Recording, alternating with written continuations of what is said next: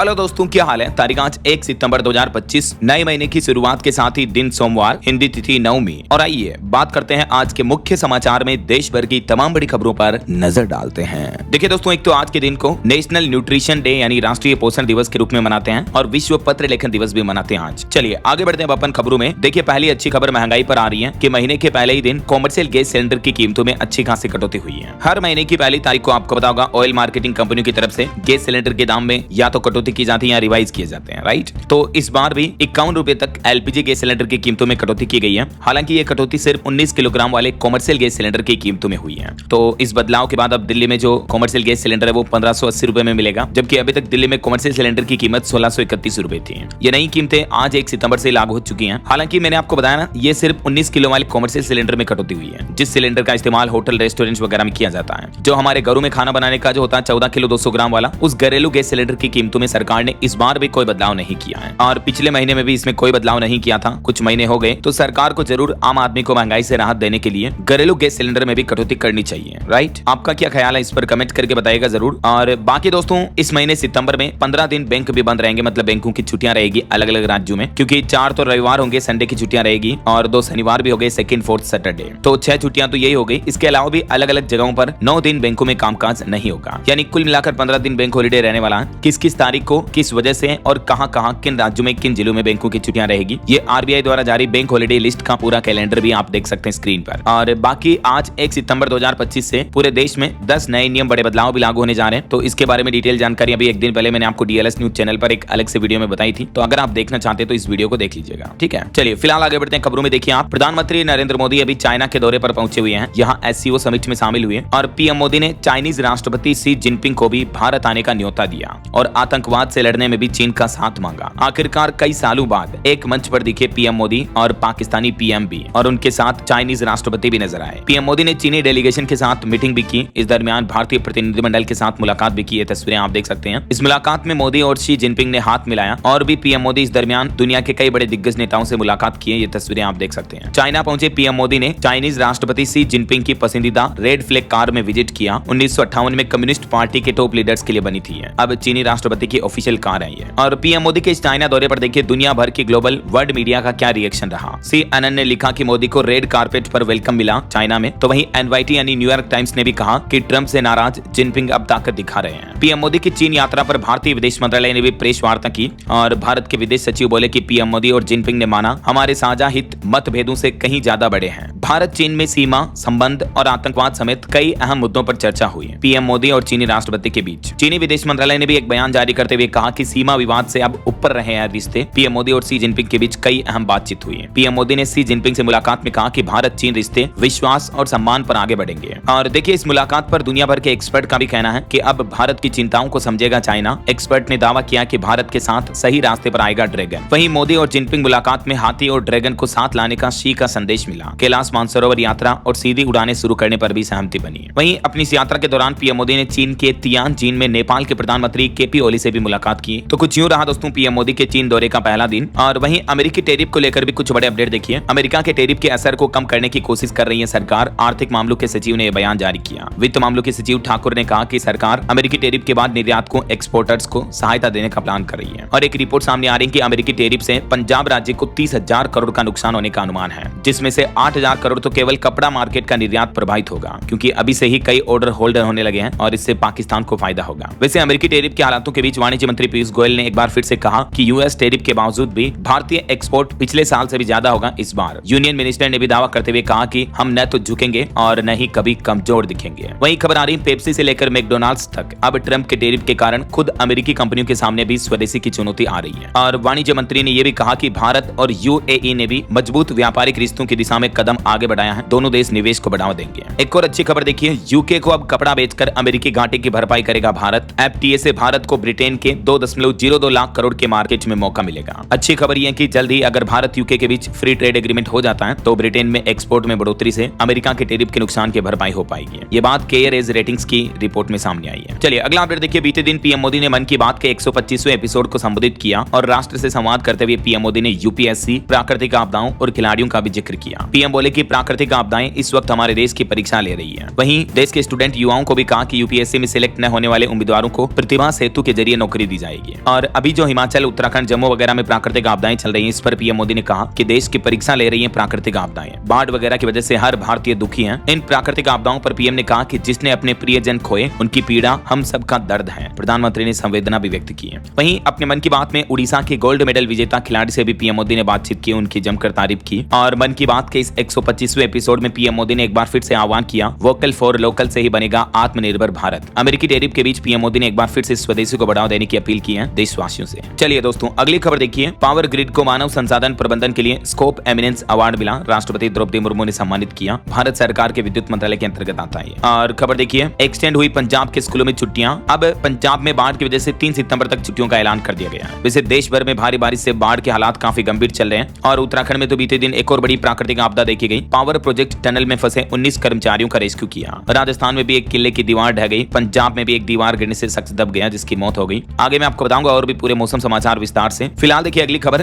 दिल्ली में पुलिस और बदमाशों के बीच मुठभेड़ हुई। नंदू गैंग के 2 शार्प शूटर गिरफ्तार किए गए। वहीं एलओसी पर आतंकी नेटवर्क को भी बड़ा झटका लगा। सेना ने कुख्यात समंदर चाचा समेत 2 आतंकियों को ढेर किया। चलिए खबर आ रही दोस्तों, आज 1 सितंबर को दिल्ली में होगा एमएसएमई को सशक्त बनाने के लिए एक सम्मेलन। इसमें बीएसई, गूगल और सिडबी भी शामिल होंगे। नई दिल्ली में 1 सितंबर को एमएसएमई मंथन नाम से ये सशक्तिकरण सम्मेलन का आयोजन होने जा रहा है। एमएसएमई एम्पावरमेंट समिट के नाम से है और इसमें दुनिया की दिग्गज कंपनी गूगल भी शामिल होने जा रही है। हाल ही में गूगल और सीआईएमएसएमई और रेडिंगटन के बीच एक समझौता भी हुआ, देख सकते हैं आप डिटेल। चलिए अगला अपडेट आ रहा। भारत बना यूक्रेन का सबसे बड़ा डीजल सप्लायर। बीते जुलाई महीने में हर दिन 2700 टन डीजल बेचा और बताया जा रहा है कि रूसी तेल की वजह से ही अमेरिका ने भारत पर टैरिफ भी लगाया। यूक्रेन की ऑयल मार्केट एनालिटिक्स फर्म नाफ्टोरिनोक ने इस बात की जानकारी दी है कि भारत ने जुलाई में यूक्रेन को सबसे ज्यादा डीजल सप्लाई किया। चलिए अगला अपडेट देखिए। बिहार विधानसभा चुनाव को लेकर गृह मंत्री अमित शाह ने भाजपा नेताओं की बैठक बुलाई। वहीं बाढ़, बादल फटने और भूस्खलन की घटनाओं से हुए नुकसान का आकलन करने के लिए भी अंतर मंत्रालयी केंद्रीय टीम गठित की गई। केंद्र सरकार ने हिमाचल, उत्तराखंड, पंजाब, जम्मू कश्मीर में हुए नुकसान के आकलन के लिए ये टीम का गठन किया है। और खबर है, ताइवान पर भारत की स्थिति में कोई बदलाव नहीं है। भारतीय विदेश सचिव विक्रम मिश्री की तरफ से यह बयान दिया गया। आज सोमवार से राजस्थान विधानसभा का भी मानसून सत्र शुरू होने जा रहा और जम्मू कश्मीर में आज सोमवार को होने वाली 10वीं और 11वीं की परीक्षाएं भी स्थगित की गई। नई तारीखों की घोषणा जल्दी की जाएगी। भारी बारिश, बाढ़ की वजह से ये एग्जाम कैंसिल हुए हैं। दिवाली से पहले दिल्ली के व्यापारियों के लिए भी अच्छी खबर आई। 2009 से लंबित लगभग 1600 करोड़ रुपए का जीएसटी रिफंड जारी करेगी दिल्ली सरकार। दिल्ली के मुख्यमंत्री रेखा गुप्ता ने बीते दिन इस संबंध में बैठक भी बुलाई। वहीं दोस्तों, इस महीने सितंबर में भारत में सामान्य से ज्यादा ही बारिश होने का पूर्वानुमान है। आगे बताऊंगा आपको पूरे मौसम समाचार विस्तार से। और देखिए, पश्चिम बंगाल विधानसभा का भी विशेष सत्र आज सोमवार से शुरू होने जा रहा। देश की राष्ट्रपति द्रौपदी मुर्मू भी सोमवार से 3 दिवसीय कर्नाटक और तमिलनाडु राज्य का दौरा करेंगी। और केंद्रीय गृह मंत्री अमित शाह भी अभी गुजरात के गांधीनगर दौरे पर हैं। प्रधानमंत्री नरेंद्र मोदी और तजाकिस्तान के राष्ट्रपति इमोमाली रहमान ने भी मुलाकात की। चीन दौरे के दौरान पीएम मोदी ने एससीओ शिखर समिट के दौरान मालदीव के राष्ट्रपति मुइज़ु से भी बातचीत की है। ये देख सकते हैं तस्वीरें आप। वहीं एशिया कप हॉकी में भारत ने पूल ए मैच में जापान को 3-2 से हराया। केंद्रीय गृह मंत्री अमित शाह ने गुजरात के अहमदाबाद में सरदार बाग का भी उद्घाटन किया। और जम्मू कश्मीर में भी सभी सरकारी और प्राइवेट स्कूलों में आज 1 सितंबर को छुट्टियां घोषित की गई। भारी बारिश और भूस्खलन के चलते ये फैसला लिया है। जम्मू के मुख्यमंत्री उमर अब्दुल्ला ने रामबन में बाढ़ प्रभावित क्षेत्रों का भी निरीक्षण किया। चलिए अगली खबर देखिए। वोटर अधिकार यात्रा में शामिल होने के लिए बिहार पटना पहुंचे टीएमसी नेता यूसुफ पठान भी हैं। वैसे आज पटना में वोटर अधिकार यात्रा का समापन होने जा रहा और इसमें झारखंड के मुख्यमंत्री हेमंत सोरेन भी शामिल होंगे। आज पटना में ये राहुल गांधी की वोटर अधिकार यात्रा का समापन हो जाएगा। इस दरमियान बिहार के अररिया से भी पहुंचेंगे 500 कांग्रेस कार्यकर्ता। गांधी मैदान से लेकर अंबेडकर प्रतिमा तक पद यात्रा निकाली जाएगी। आज बिहार पटना में रैली की जगह पद यात्रा करेंगे राहुल गांधी। कार्यक्रम का भी नाम बदलकर अंबेडकर रखा गया। महागठबंधन नेताओं की भी भूमिका सीमित की गई। और वहीं देखिए दोस्तों, सदन में एक बार फिर से हंगामा हुआ। राहुल गांधी का नाम लिए बिना केंद्रीय मंत्री किरण रिजिजू बोले कि वे चर्चा नहीं करना चाहते हैं। ये सिर्फ पॉलिटिकल ड्रामा है, इससे विपक्ष का नुकसान ही होगा। हमारा बहुमत, हमें कोई समस्या नहीं है। और मध्य प्रदेश में भी देखिए, भाजपा ने राहुल गांधी का पुतला दहन किया। पीएम मोदी और उनकी मां के खिलाफ अभद्र टिप्पणी और उनको गालियां निकालने को लेकर भड़का विरोध। पीएम पर अपशब्द के मामले में बिहार पटना में भी बीजेपी ने कैंडल मार्च निकाला। दिलीप जायसवाल बोले कि जब तक राहुल और तेजस्वी माफी नहीं मांग लेते तब तक ये विरोध जारी रहेगा।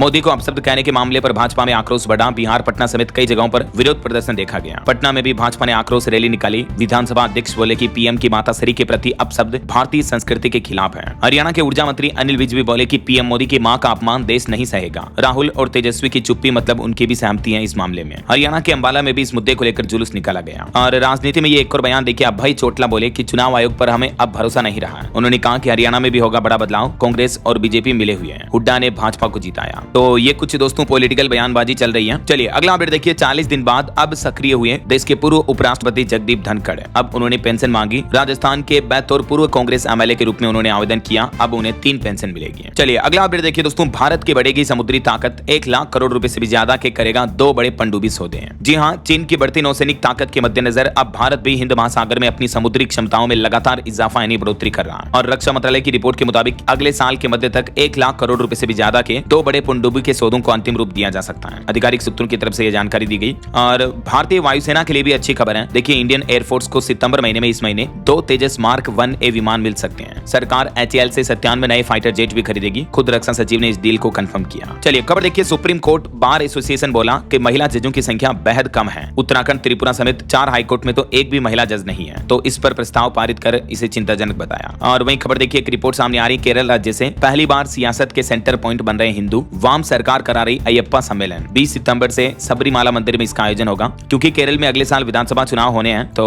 अब पहले से ही चुनावी तैयारियां शुरू हो चुकी हैं और इस बार हिंदुत्व को ध्यान में रखते हुए राजनीतिक पार्टियां चुनावी तैयारियां कर रही हैं। देख सकते हैं आप प्लान। चलिए अगली खबर देखिए, सुप्रीम कोर्ट के जस्टिस विक्रम नाथ बोले, आवारा कुत्तों ने दुनिया भर में फेमस किया, उनकी भी दुआएं मिल रही हैं। 10 दिन पहले जो फैसला सुनाया था उसको लेकर सुप्रीम कोर्ट के माय लॉर्ड जज ने भी ये बयान दिया। देखिए आप। और अगली बड़ी चिंताजनक खबर देखिए, दिल्ली के जू में यानी एक चिड़ियाघर में बर्ड फ्लू से अब तक 12 पक्षियों की मौत हो गई। अब बचाने के लिए भी काम किया जा रहा। नहीं, दिल्ली की चिड़ियाघर में बर्ड फ्लू फैलने से वन्य जीव खतरे में आए और अभी तो प्रशासन ने ये बर्ड फ्लू की पुष्टि के बाद आम जनता के लिए जू को भी बंद कर दिया। अच्छा, वैसे बर्ड फ्लू को लेकर एक अच्छी खबर ये भी सामने आ रही है कि बर्ड फ्लू से लड़ने के लिए वैज्ञानिकों ने एक खास AI टूल भी बनाया है, जिससे कि बर्ड फ्लू के संक्रमण की पहचान का पता मिनटों में लग जाएगा। अमेरिकी वैज्ञानिकों की तरफ से एक नया genetic artificial intelligence AI tool बनाया गया है, जो बर्ड फ्लू के संक्रमण यानी इन्फेक्शन को पकड़ लेता है। अमेरिका की मिनेसोटा विश्वविद्यालय यूनिवर्सिटी के शोधकर्ताओं ने पाया कि ये उपकरण बर्ड फ्लू से संक्रमित मरीजों की पहचान करता है और टेस्टिंग में भी ये सफल रहा। चलिए अगला अपडेट देखिए दोस्तों, राजस्थान में धर्मांतरण पर बनेगा कानून। मुख्यमंत्री भजनलाल शर्मा की कैबिनेट बैठक में कई अहम फैसले लिए गए। यानी राजस्थान राज्य में अब जबरन धर्मांतरण कराने पर उम्र कैद की सजा होगी। घर वापसी को धर्म परिवर्तन नहीं माना जाएगा, यानी पुनः उसी धर्म में आने को। राजस्थान के मुख्यमंत्री भजनलाल शर्मा की कैबिनेट बैठक में कई और विधेयकों के संशोधन को मंजूरी मिली। एक तो यह महत्वपूर्ण कानून पारित हुआ, जबरन धर्म परिवर्तन पर उम्र कैद की सजा होगी और इसमें क्या क्या प्रावधान होंगे, इसकी डिटेल जानकारी आप देख सकते हैं स्क्रीन पर। इसके अलावा सौर ऊर्जा से जोड़कर 150 यूनिट तक फ्री बिजली स्कीम को लेकर भी ये एक और योजना को मंजूरी दी गई। इस बाबत डिटेल जानकारी आप देख सकते हैं। और वहीं दोस्तों, राजस्थान में 3540 असिस्टेंट प्रोफेसर की संविदा पर भर्ती को लेकर भी ये फैसला लिया गया और कर्मचारी चयन बोर्ड के सेवा नियमों को भी मंजूरी मिली। वहीं राजस्थान में सीवरेज और अपशिष्ट जल नीति 2016 में भी संशोधन किया गया। तो ये राजस्थान कैबिनेट बैठक के कुछ महत्वपूर्ण फैसलों की डिटेल जानकारी आपने देखी। चलिए अगला अपडेट देखिए, बॉलीवुड से एक दुख भरी खबर सामने आ रही है। रामानंद सागर के बेटे और प्रोड्यूसर प्रेम सागर जी का निधन हो गया। बीमारी के चलते ये अस्पताल में भर्ती थे।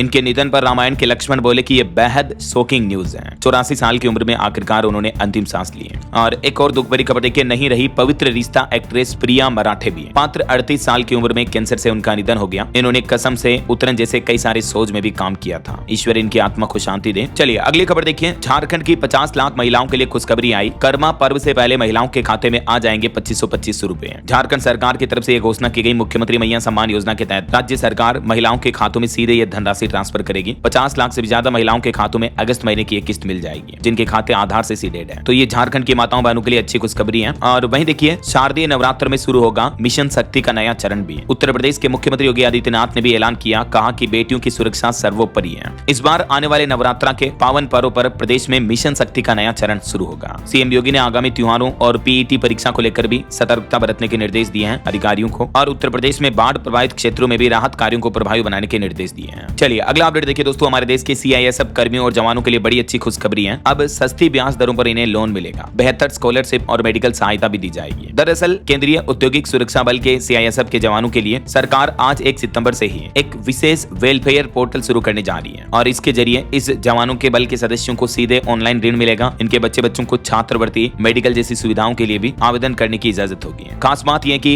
इन जवानों को जो ब्याज दर पर लोन मिलेगा वो 6% से भी घटाकर सरकार ने 3% कर दी है। और सरकार का कहना है कि सस्ती ब्याज पर आसान लोन मिल पाएगा। ऑनलाइन पोर्टल से होगी सुविधाएं, मेडिकल खर्च की भरपाई भी की जाएगी और पढ़ाई करने वाले बच्चों को, जो जवानों के बच्चे 80% से ज्यादा अंक लाते हैं, वे अब DG स्कॉलरशिप के लिए भी पात्र होंगे। और अच्छी बात यह है कि ये सब सुविधाओं का लाभ रिटायर्ड जवानों के लिए भी मिलेगा बिना अतिरिक्त बोझ के। इन सभी योजनाओं के लिए 100 करोड़ रुपए से भी ज्यादा की राशि CISF कल्याण कोष से उपलब्ध कराई जाएगी। तो अब CISF कर्मियों को एक तो 3% ब्याज दर पर पर्सनल लोन मिल पाएगा। 100 करोड़ से लाभान्वित होंगे देश के 1.5 लाख से भी ज्यादा बल सदस्य यानी जवान। ओके, बहरहाल अभी तो अपन कुछ और महत्वपूर्ण और काम की खबरें देखेंगे दोस्तों, लेकिन फिलहाल वक्त तो चला है आज के ताजा मौसम समाचार जानने का। और हाँ, एक छोटी सी रिक्वेस्ट आपसे यह है कि अगर आप DLS न्यूज चैनल से अभी तक भी जुड़े नहीं हो तो जुड़ जाइए। चैनल को सब्सक्राइब करके बेल आइकन जरूर दबा दीजिएगा और इस वीडियो पर एक लाइक और शेयर भी कर देना, ताकि आपको रोजाना की ताजा खबरें, महत्वपूर्ण मुख्य समाचार, काम के न्यूज अपडेट सबसे पहले आपके मोबाइल पर मिलते रहेंगे। ओके, और चलिए बिना टाइम वेस्ट किए सीधा आगे बढ़ते मौसम अपडेट में। तो देखिए, एक तो IMD यानी भारतीय मौसम विज्ञान विभाग ने इस महीने सितंबर के लिए मौसम की रिपोर्ट जारी की, जिसमें बताया कि इस महीने भी सामान्य से 109% भारी बारिश का अनुमान रहेगा, यानी सामान्य से ज्यादा ही बारिश होगी। और बीते महीने अगस्त में भी उत्तर पश्चिम भारत में बारिश 2001 के बाद सबसे ज्यादा हुई है, यानी पिछले 25 सालों का रिकॉर्ड टूट गया। अभी सितंबर के लिए भी भारी बारिश का अलर्ट जारी किया। कुछ अलग अलग राज्यों के मौसम की स्थितियां देखिए आप। उत्तराखंड के पिथौरागढ़ में धौले गंगा पावर प्रोजेक्ट की टनल में फंसे 19 कर्मचारियों को सुरक्षित बाहर निकाल लिया गया। बाकी कुछ दीवार गिरने वगैरह की घटनाएं भी देखी गई। देखिए, राजस्थान के जयपुर में भी तेज बारिश चल रही है। दौसा में स्टंट कर रहा एक युवक भी बह गया। सवाई माधोपुर में बिजली गिरी, एक बच्ची की मौत हो गई। आज और कल भी अगले 24 घंटों के दौरान राजस्थान के 27 जिलों में भारी बारिश का अलर्ट है। झुंझुनू, टोंक समेत कई जिलों में स्कूलों में भी छुट्टियां घोषित की हुई है। अच्छा, राजस्थान के बाद अब देखिए पंजाब में एक घटना हो गई। मानसा में एक बुजुर्ग पर दीवार गिर गई, जिससे उनकी मौत हो गई। साइकिल पर ये जा रहे थे। और पंजाब के गुरदासपुर में भी बांध टूटा। मुख्यमंत्री ने केंद्र सरकार से 60,000 करोड़ रुपए मांगे मदद के लिए। अभी पंजाब में 3 सितंबर तक स्कूल वगैरह भी बंद कर दिए गए हैं। और पंजाब के मुख्यमंत्री भगवंत मान ने केंद्र सरकार से ये सहायता राशि भी मांगी। उन्होंने कहा कि प्रति एकड़ 50,000 देने को तैयार है, केंद्र सरकार मदद करे। 3 लाख एकड़ किसानों की फसलें डूब चुकी हैं पंजाब में। पंजाब के 9 जिले इन दिनों भारी बारिश और बाढ़ से बुरी तरह प्रभावित हैं। कई गांवों और शहरों में पानी भर गया, जिससे लोगों के घर और फसलें दोनों बर्बाद हो गए हैं। पंजाब में इतिहास की सबसे बड़ी बाढ़ आई हुई है इस साल। मंत्री बोले कि 1988 से भी ज्यादा पानी आया। और पंजाब के बाद अब देखिए छत्तीसगढ़ की मानसून की स्थितियां। अगले 48 घंटे भारी बारिश का अलर्ट रहेगा। रायपुर में सुबह से बादल छाए हुए हैं, बिजली गिरने की भी आशंका। सरगुजा नदी में एक छात्र भी बह गया। वहीं पहाड़ी राज्य हिमाचल प्रदेश में भी आज स्कूल कॉलेज बंद रहेंगे। भारी बारिश के रेड अलर्ट के बाद फैसला लिया गया। मंडी में पलटी एक एम्बुलेंस भी, लैंडस्लाइड में कई गाड़ियां भी दब गई। और हरियाणा में देखिए अगले 48 घंटों में भारी बारिश की चेतावनी। मुख्यमंत्री का विदेश दौरा भी कैंसिल हुआ। अधिकारियों की छुट्टियां भी रद्द की गई। हरियाणा अंबाला में भी नेशनल हाईवे धंस गया। हरियाणा के भी कई जिलों में बाढ़ का खतरा भी बढ़ा हुआ। हथनी कुंड बैराज से भी पानी छोड़ा गया। 4200 एकड़ में किसानों की फसलों को भी भारी नुकसान हुआ। और ये देखिए हरियाणा के कुरुक्षेत्र से ग्राउंड रिपोर्ट आ रही है। मारकंडा नदी ओवरफ्लो चल रही है। 7 गाँव में बाढ़ का अलर्ट जारी हुआ। खेत, सड़कें सब कुछ डूब गई। गांव के बाहर पार्क कर रहे लोग बाग वाहनों को भी। चलिए बिहार के मानसून की स्थितियां देखिए। मुंगेर में बाढ़ में गिरी एक महिला, बोली कि घर बह गया, कहां जाऊं। 100 मकानों पर गंगा नदी के कटाव का खतरा है। नालंदा, गोपालगंज, बेतिया में भी भारी बारिश चल रही है। ये बिहार की ड्रोन तस्वीरें आप देख सकते हैं। मुंगेर में गंगा नदी का जलस्तर बढ़ने से पूरे इलाकों में बाढ़ जैसे हालात है। अभी भी अगले 24 घंटों में बिहार के इन 25 जिलों में भारी बारिश का अलर्ट रहेगा। और मध्य प्रदेश के मानसून की स्थितियां देखिए। भोपाल, इंदौर समेत 18 जिलों में भारी बारिश की चेतावनी। उज्जैन में एक कार खाई में गिर गई, 3 लोगों को बचाया गया। नर्मदापुरम में होमगार्ड ऑफिस परिसर में भी पानी भर गया। और हरियाणा में चल रही भारी बारिश के चलते मुख्यमंत्री नायब सिंह सैनी ने अपना दुबई का दौरा भी रद्द किया। अधिकारियों व कर्मचारियों की छुट्टियां भी कैंसिल कर दी गई हैं। पंजाब में भी बाढ़ ने तबाही मचाई हुई है, जिसमें पिछले 24 घंटों में 4711 लोगों को बचाया गया। हिमाचल प्रदेश में इस मानसूनी सीजन में अब तक 320 लोगों की मौतें हो गई हैं। कुदरत का कहर अभी भी जारी है। बाढ़ और भूस्खलन से 838 सड़कें बंद पड़ी हैं राज्य में। और भी दोस्तों हिमाचल, उत्तराखंड, जम्मू समेत 7 राज्यों में तो अति भारी बारिश का अलर्ट है अगले 24 घंटों के दौरान। अलग अलग राज्यों में मौसम की संभावित गतिविधियां क्या रह सकती हैं, ये मानसून के मानचित्र मैप में आप देख सकते हैं। जम्मू कश्मीर, लद्दाख, हिमाचल, उत्तराखंड और राजस्थान, इन राज्यों में तो ऑरेंज अलर्ट की चेतावनी। और बाकी मध्य भारत के अधिकतर राज्यों में येलो अलर्ट रहेगा। अच्छा, भारत के अलावा हमारे पड़ोसी देश पाकिस्तान में भी देखिए बाढ़ से भीषण तबाही मची हुई है। पंजाब और खैबर पख्तूनख्वा में हालात काफी गंभीर चल रहे हैं। 24 घंटे में 15 लोगों की मौत हुई। अच्छा, हमारे राजस्थान की भी एक और घटना की खबर आ रही। देखिए आप, भारत में घर में बैठे टीवी देख रहे थे लोग, तो आकाशीय बिजली गिरने से कोहराम मच गया। एक मासूम की मौत हो गई और 9 लोग झुलस गए। राजस्थान के गंगापुर सिटी के लाडपुरा गांव का ये मामला है। 14 वर्षीय नाबालिग की तो मौत भी हो गई। चलिए मौसम के हालातों के बाद अब अपना आज के सराफा बाजार पर नजर डाल लेते हैं। तो देखिए दोस्तों, बीते पूरे अगस्त महीने में गोल्ड काफी महंगा हुआ है। और मार्केट एक्सपर्ट का कुछ का अनुमान है कि इस महीने सितंबर में भी सोना एक और नया रिकॉर्ड बना सकता है। देखिए बीते अगस्त महीने में गोल्ड की कीमत 5000 रुपए से भी ज्यादा बढ़ गई प्रति 10 ग्राम, क्योंकि 31 जुलाई को सोने का भाव था 98,769 पर। ठीक है, और अभी अगस्त महीने में चल रहा है 1,03,4,000 5,000 के लगभग। बीते एक सप्ताह में ही सोना 3,000 रुपए महंगा हुआ। चांदी का भाव भी 3600 रुपए तक बढ़ा। इसी साल अब तक सोने चांदी के दाम 36% तक बढ़ चुके हैं। और अभी सोने की कीमतें 1,02,000-3,000 के लगभग चल रही, जबकि चांदी का भाव 1,17,572 रुपए प्रति किलो चल रहा है। चलिए कुछ मार्केट अपडेट्स पर भी नजर डाल लेते हैं। देखिए मार्केट एक्सपर्ट का अनुमान है शेयर बाजार में 5 सितंबर को बड़ा मूवमेंट दिख सकता है। सपोर्ट रेजिस्टेंस के अहम लेवल काम करेंगे। और निवेशकों को लेकर खबर आ रही कि एफपीआई ने अगस्त महीने में भारतीय शेयर बाजार से 35,000 करोड़ निकाले, जो कि पिछले 6 महीनों की सबसे बड़ी निकासी रही है। यही वजह है कि शेयर मार्केट में इतनी बड़ी गिरावट देखने को मिल रही है। और निवेशकों के लिए भी खबर आ रही है 8 आईपीओ खुलेंगे, 13 की लिस्टिंग होगी। इस सप्ताह शेयर बाजार में पैसों का तूफान सा आने वाला है। शिवाश्रित फूड्स आईपीओ के शेयर की लिस्टिंग भी आज 1 सितंबर को होगी।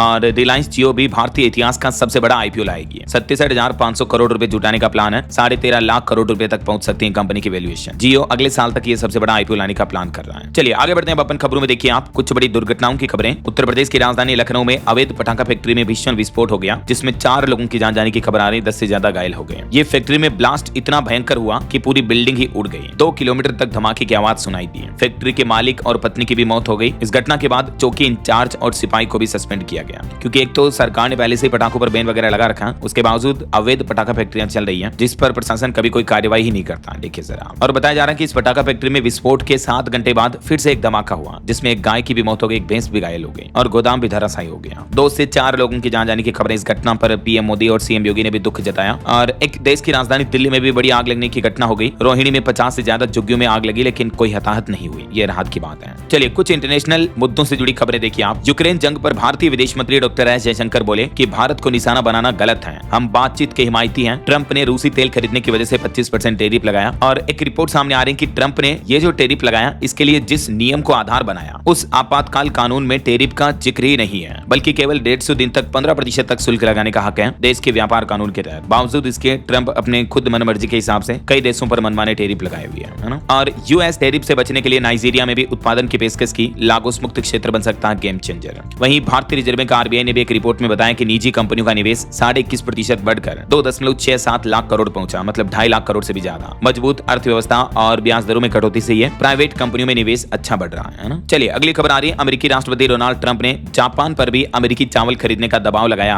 और इससे नाराज जापानी डेलीगेशन ने अमेरिका का दौरा भी रद्द कर दिया। हाल ही में कुछ दिनों पहले भारत पर भी मांसाहारी दूध खरीदने का दबाव बनाया था अमेरिका ने, लेकिन भारत सरकार ने तो माना नहीं अमेरिका की उस शर्त को। यही वजह है कि भारत अमेरिका के बीच ट्रेड डील भी अटकी हुई है ना। चलिए आगे बढ़ते हैं खबरों में। देखिए खेल समाचार पर खबर आ रही है। भारत एशिया कप हॉकी के सुपर 4 में पहुंचा, जापान को 3-2 से हराया। टूर्नामेंट में लगातार दूसरी जीत हुई और चीन को भी हराया था। वहीं खबर आ रही है एशिया कप से पहले भारतीय खिलाड़ियों का परीक्षण हुआ, फिटनेस टेस्ट पास किया। 9 सितंबर को होगा आगाज। चलिए आगे बढ़ते हैं खबरों में। देखिए आप गणेश चतुर्थी को लेकर अच्छी खबर। कश्मीरी पंडितों ने 35 साल बाद पहली बार श्रीनगर में निकाली रथ यात्रा। जम्मू कश्मीर के घाटी में कश्मीरी पंडितों ने अपना ये धार्मिक त्योहार इस बार खुलकर मनाया। वहीं उत्तर प्रदेश में आज 1 सितंबर से ही नो हेलमेट नो फ्यूल अभियान शुरू हो चुका है, तो पेट्रोल पंप पर जाने से पहले बाइक पर आप हेलमेट लगाकर अवश्य जाएं, है ना। और वहीं देखिए महाराष्ट्र में मराठा आरक्षण को लेकर मनोज जरांगे का अनशन जारी है। अब उन्होंने एक और मांग उठाई। इधर एनसीपी नेता भुजबल ने बुलाई ओबीसी नेताओं की भी बैठक। मनोज जरांगे का कहना है कि आज से तो वो पानी भी छोड़ देंगे। समर्थकों से बोले कि किसी से रेनकोट या छतरी भी मत लो, भारी बारिश में गीले हो। और मराठा आरक्षण आंदोलन में शामिल एक युवक की भी मौत हो गई। लातूर में उमड़े हजारों लोगों ने श्रद्धांजलि दी। मुंबई का आजाद मैदान बना मराठा आंदोलन का डेरा। सड़कों पर नहाना खाना और नाच गाना कर रहे प्रदर्शनकारी। अभी मुंबई पुलिस ने मनोज जरांगे को एक और दिन का समय दिया है। चलिए अगली खबर देखिए। बिहार में भी उत्तर प्रदेश मॉडल पर संगठन मजबूत करेगी बीएसपी। मायावती ने सभी विधानसभा सीटों को 3 जोनों में बांटकर वरिष्ठ नेताओं को सौंपी जिम्मेदारी। मायावती ने आकाश आनंद और रामजी गौतम को बिहार चुनाव की जिम्मेदारी सौंपी। बैठक में कुछ महत्वपूर्ण निर्णय लिए। और वहीं खबर देखिए तेलंगाना विधानसभा से विधेयक पारित हुआ। स्थानीय निकाय चुनाव में पिछड़ी जातियों को मिलेगा 42% आरक्षण। रिजर्वेशन को लेकर तेलंगाना सरकार की तरफ से महत्वपूर्ण विधेयक पारित किया गया। और खबर आ रही अमेरिका के लिए इंडिया पोस्ट ने बंद कर दी सभी डाक सेवाएं। डाक विभाग ने नियमों की अस्पष्टता का हवाला दिया और टैरिफ विवाद के बीच इंडिया पोस्ट ने अमेरिका जाने वाली सभी पोस्टल सेवाओं की बुकिंग रोक दी है। चलिए अगला अपडेट देखिए। टोल प्लाजा पर अब नहीं लगेगा जाम, जल्द खुलेगा देश का पहला बिना बैरिकेडिंग वाला टोल। एनएचएआई यानी भारतीय राष्ट्रीय राजमार्ग प्राधिकरण ने आईसीआईसीआई बैंक के साथ मिलकर टोल प्लाजा पर लगने वाली कतारों को खत्म करने के लिए multi lane free flow MLFF tolling system की शुरुआत की है। और इस तरह का पहला सिस्टम वाला टोल बूथ जो है गुजरात के चौरियासी टोल प्लाजा पर लागू होने जा रहा है। और वित्त वर्ष 2026 तक इस तरह का सिस्टम 25 राष्ट्रीय राजमार्ग के टोल प्लाजाओं पर लागू करने का प्लान है। अब ये देख सकते हैं आप MLFF सिस्टम क्या है और ये कैसे काम करेगा, जिससे कि वाहन बिना रुके सीधे ही गुजर पाएंगे, है ना। चलिए बड़ी खबर देखिए दोस्तों। ऑनलाइन सट्टेबाजी पर रोक वाले कानून को कर्नाटक हाईकोर्ट में चुनौती दी गई और अब हाईकोर्ट ने केंद्र सरकार से भी इस पर जवाब मांगा। वहीं आपकी सेहत को लेकर एक चौंकाने वाली रिपोर्ट सामने आ रही है कि रोज हरी सब्जियां खाएं, इससे कोलन कैंसर का जोखिम यानी खतरा कम होगा। आजकल तो युवाओं में भी ये बीमारी फैलने लगी है। हालिया वैज्ञानिकों ने शोध में पाया कि रोजाना केवल आधा कप यानी 40 से 60 ग्राम हरी सब्जियां खाने से भी इस बीमारी के खतरे को 20 से 26% तक कम किया जा सकता है। भारत में भी कोलन कैंसर के मामले तेजी से बढ़ रहे हैं। और खबर देखिए भारतीय संस्था एजुकेट गर्ल्स को मिला मैग्सेसे अवार्ड। लड़कियों की शिक्षा में दिया ये बड़ा योगदान इन्होंने। और गृह मंत्री अमित शाह ने अहमदाबाद में शहरी स्वास्थ्य केंद्र का उद्घाटन किया। वृक्षारोपण अभियान में भी हिस्सा लिया। वहीं उपराष्ट्रपति चुनाव से पहले 8 सितंबर को रात्रि भोज देंगे पीएम मोदी। एनडीए के सभी सांसद मौजूद रहेंगे। और खबर देखिए यूपी में विंध्याचल रेलवे स्टेशन को मिलेगी नई सौगात। रेलवे चेयरमैन ने इसका दौरा किया। नवरात्रि पर नई सुविधाएं शुरू करने का वादा भी किया। मिर्जापुर में रेलवे बोर्ड के चेयरमैन ने यह दौरा किया। और डिफेंस पर एक खबर आ रही है। HAL अगले महीने सौंपेगी 2 तेजस मार्क 1A विमान। रक्षा सचिव बोले कि जल्दी 97 विमानों की और खरीद का अनुबंध किया जाएगा। वहीं सुप्रीम कोर्ट का एक बड़ा फैसला देखिए। सार्वजनिक स्थानों पर गाड़ी न चलाने पर अब नहीं लगेगा टैक्स। मोटर वाहन कर को लेकर आंध्र प्रदेश सरकार को सुप्रीम कोर्ट से बड़ा झटका लगा। और सुप्रीम कोर्ट ने कहा कि अगर कोई वाहन अपनी गाड़ी वगैरह को मालिक जो है सार्वजनिक स्थानों पर नहीं चलाता है तो फिर वो एक्स्ट्रा टैक्स नहीं देना पड़ेगा, ऐसा जो पब्लिक प्लेसेज पर गाड़ी चलाने के लिए देना पड़ता है ना वो। और वहीं देखिए पति पत्नी के बीच वो अब छिप नहीं सकेगा। दिल्ली हाईकोर्ट ने बेवफाई के मामलों में अदालतों को एक इजाजत दे दी है। अभी एक दिन पहले हाईकोर्ट ने एक अहम केस पर सुनवाई करते हुए कहा कि पति पत्नी के बीच तीसरे शख्स या महिला के संदिग्ध मामले में अब प्रेमी प्रेमिका के मोबाइल कॉल डिटेल रिकॉर्ड और टावर लोकेशन डेटा भी मंगवा सकती हैं अदालतें जांच के लिए। ऐसा चलिए खबर देखिए दोस्तों, हरियाणा में महापौर सम्मेलन का आयोजन होने जा रहा। करनाल में जुटेंगे देश भर के मेयर, वित्तीय व प्रशासनिक अधिकारियों की मांग उठ सकती है। 2 सितंबर को हरियाणा करनाल में सम्मेलन होगा। और वही देखिए हरियाणा में डेंगू का भी डंक देखा जा रहा। अब तक 367 मामले सामने आए। हरियाणा पानीपत में एक बच्चे की भी मौत हो गई डेंगू की वजह से। हरियाणा राज्य के कुछ और अपडेट देखिए। जेल में कंप्यूटर इंजीनियरिंग कर सकेंगे कैदी। हरियाणा की 5 जेलों में बंदियों के लिए 12 कोर्स शुरू करने जा रही है हरियाणा सरकार। देख सकते हैं आप इस बारे में डिटेल। और वहीं देखिए हरियाणा में शहीद जवानों के नाम पर रखे जाएंगे 75 सरकारी स्कूलों के नाम भी। हरियाणा की नायब सिंह सैनी सरकार की तरफ से शहीदों को सम्मान देने के लिए बड़ा फैसला लिया गया है। 75 स्कूलों का नामकरण अब जांबाज जवानों के नाम पर किया जाएगा। 17 सितंबर से 2 अक्टूबर तक यह अभियान चलेगा।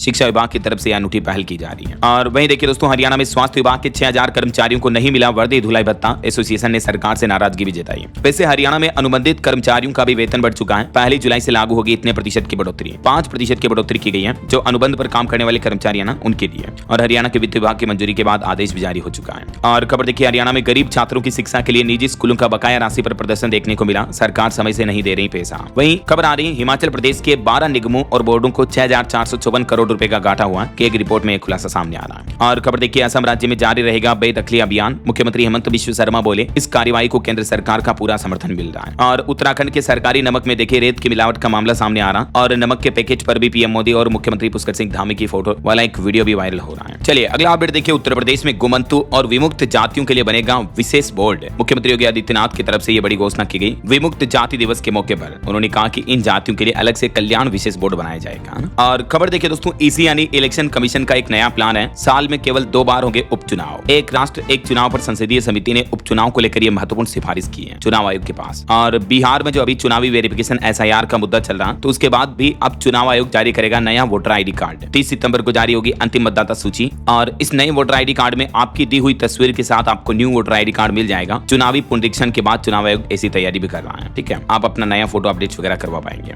और खबर आ रही कि बिहार एसआईआर चुनावी मुद्दे पर कांग्रेस ने चुनाव आयोग को 89 लाख शिकायतें दी है। लेकिन पवन खेड़ा ने दावा किया कि सभी शिकायतों को खारिज कर दिया गया। ऐसा वहीं खबर देखिए उत्तर प्रदेश में भी युवा मतदाताओं को जोड़ने के लिए मुहिम चलाएगी भाजपा। घर घर जाकर बताई जाएंगी विपक्षी पार्टियों की खामियां भी। और यूपी में देखिए विदेश में रोड शो करके निवेशकों को आकर्षित करेगी योगी सरकार। अंतर्राष्ट्रीय निवेशकों के लिए बनेगा फॉरेन डेस्क भी। कार्यवाहक मुख्य सचिव दीपक कुमार की तरफ से इस प्लान को लेकर समीक्षा की गई। और वहीं देखिए यूपी में सीएम योगी आदित्यनाथ से मिले संजय निषाद भी अपने बयानों को लेकर सफाई दी। गोरखपुर में उन्होंने गठबंधन तोड़ने की चेतावनी दी थी तो इसके बाद अब उन्होंने मुलाकात की। और रेलवे का एक प्लान देखिए अब टीटीई भी लगाएंगे डिजिटल हाजिरी। रेलवे ने सोनपुर समेत देश के 3 डिवीजनों में यह नया सिस्टम लागू कर दिया है जहां टीटीई की भी अब बायोमेट्रिक हाजिरी लगेगी है ना। चलिए खबर देखिए पीएफआई को बड़ी राहत मिली। एनआईए कोर्ट ने 6 और संपत्तियों की कुर्की रद्द की है। और केरल में लीगल होगी अब लीज फार्मिंग भी। सरकार ये नया बिल लेकर आ रही है। केरल गवर्नमेंट की तरफ से नया विधेयक लाया जा रहा है। और खबरें बिहार में अब 14 सितंबर तक होगी सीएमआर आपूर्ति। केंद्रीय मंत्रालय ने व्यापार मंडलों को बड़ी राहत दी है। सीएमआर आपूर्ति यानी चावल की आपूर्ति की तारीख को अंतिम तारीख को बढ़ाकर मतलब 14 सितंबर कर दिया। ठीक है। और खबर है हॉकी इंडिया ने कृष्णन बी पाठक को 150वें अंतर्राष्ट्रीय मैच पूरे करने पर बधाई दी। जापान को भी शिकस्त दी इन्होंने। और खबर आ रही बिहार में अब फ्री में मिलेगी जमीन। चुनाव से पहले नीतीश कुमार की तरफ से बड़ा ऐलान किया गया। लोगों को फ्री में लैंड देने के लिए एक नई स्कीम शुरू की है। ये स्कीम क्या है और इसमें कैसे फ्री में जमीन मिलेगी बिहार वासियों को, इस बाबत ज्यादा डिटेल जानकारी आप देख सकते हैं स्क्रीन पर। और वही खबर आ रही जातीय हिंसा के बाद पहली बार मणिपुर जाएंगे पीएम मोदी। विस्थापितों से भी करेंगे मुलाकात। मीडिया रिपोर्ट्स के मुताबिक सितंबर महीने में मणिपुर का दौरा कर सकते हैं प्रधानमंत्री नरेंद्र मोदी। वही खबर आ रही शेयर बाजार की अगली दिशा तय करेंगे जीएसटी मीटिंग, ऑटो सेल्स और ग्लोबल फैक्टर भी। 3-4 सितंबर को तो जीएसटी काउंसिल की मीटिंग होनी है। और इसके अलावा अमेरिकी फेडरल रिजर्व की ब्याज दरों पर भी नजर रहेगी। तो आने वाले सप्ताह में शेयर मार्केट में काफी सारे फैक्टर्स मार्केट की आगे की चाल तय करेंगे है ना। और खबर देखिए दिल्ली में केजरीवाल की पार्टी आम आदमी पार्टी ने शुरू की कोठी खोज प्रतियोगिता। जो ढूंढेगा बन जाएगा लखपति। दरअसल दिल्ली की आम आदमी पार्टी ने सौरभ भारद्वाज की कोठी खोजने पर 21 लाख रुपए का इनाम देने वाला एक वीडियो जारी किया है। ईडी की रेड के बाद अरविंद केजरीवाल की पार्टी ने प्रचार का यह नया तरीका ढूंढ निकाला है। वहीं खबर आ रही ईडी की स्पेशल टास्क फोर्स ने भी एक बड़ा एक्शन लिया। बाइक बोट घोटाले के मामले में जब्त की 394 करोड़ रुपए की संपत्तियां भी। ये इन संस्थानों के नाम पर रजिस्टर्ड थी संपत्तियां। और खबर देखिए दोस्तों वैष्णो देवी यात्रा की सभी ऑनलाइन बुकिंग को कैंसिल किया गया। कटरा में लगातार खराब मौसम और लैंडस्लाइड की वजह से ये टिकट बुकिंग कैंसिल हुई है। और चलिए दोस्तों कुछ और स्टेट न्यूज अपडेट देख लेते हैं फटाफट से।